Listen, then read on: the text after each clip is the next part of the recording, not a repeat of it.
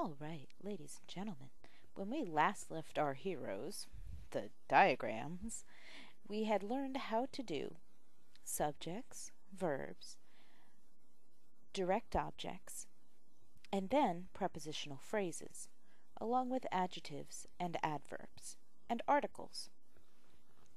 Now we're going to build on what we know about prepositional phrases to lead us into our understanding of indirect objects. Indirect objects are pretty simple.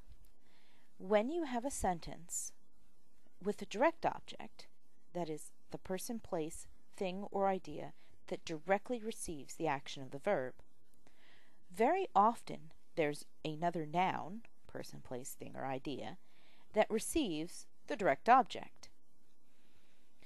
In this sentence, for example, I gave the pen to Anita. Anita is receiving the pen. Correct? Now this we've already learned how to diagram.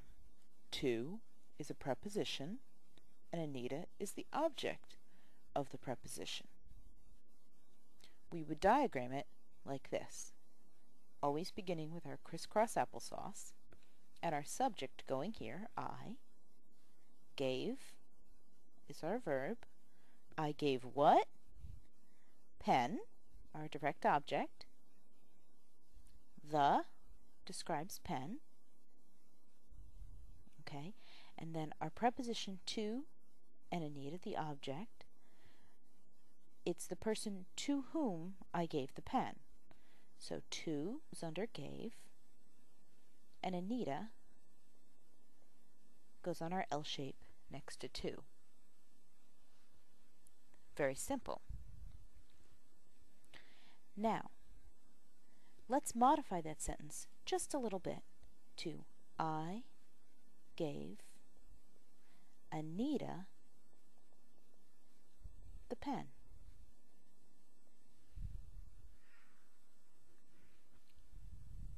Now, in this slight modification of the sentence, what have we lost?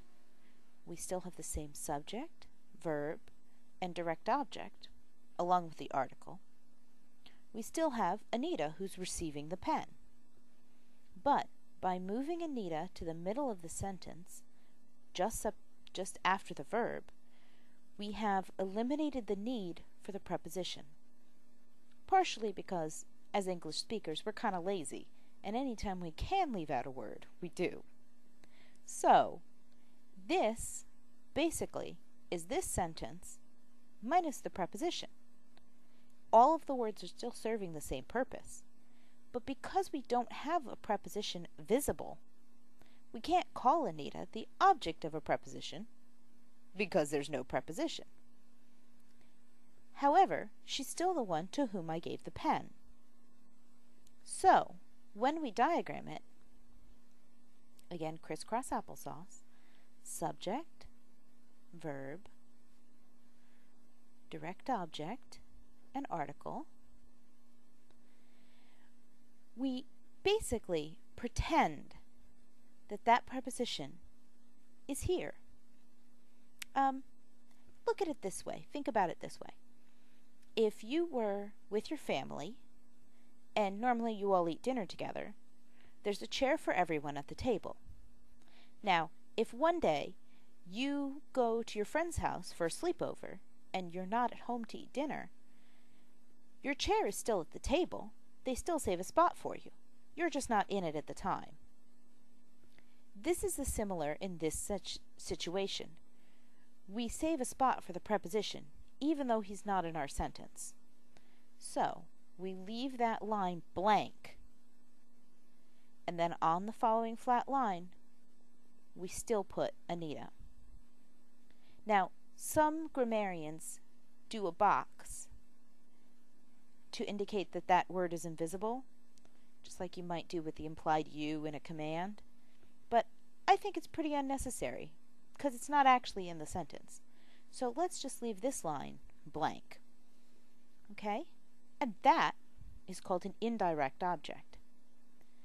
Indirect, of course, meaning not direct. As you can see, if my scribble weren't there, there's no words connecting gave to Anita. So it's an indirect relationship. Let's try this one.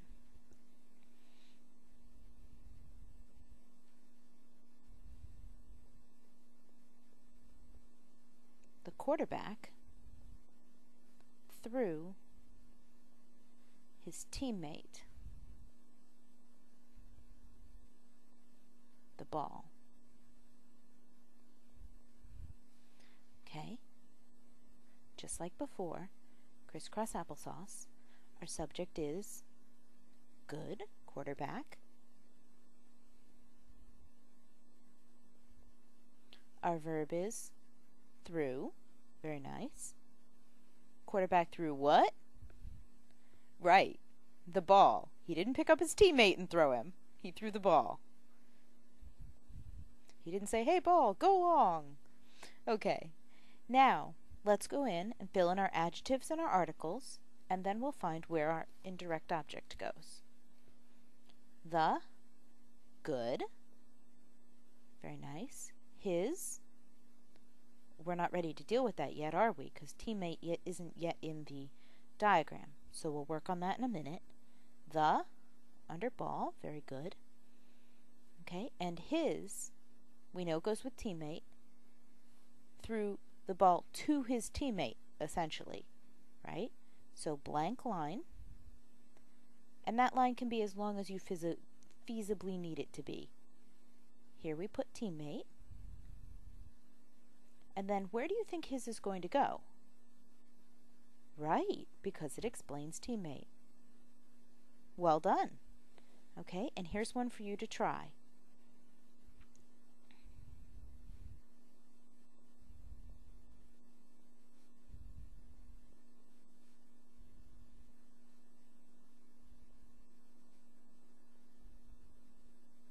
That should look a bit familiar.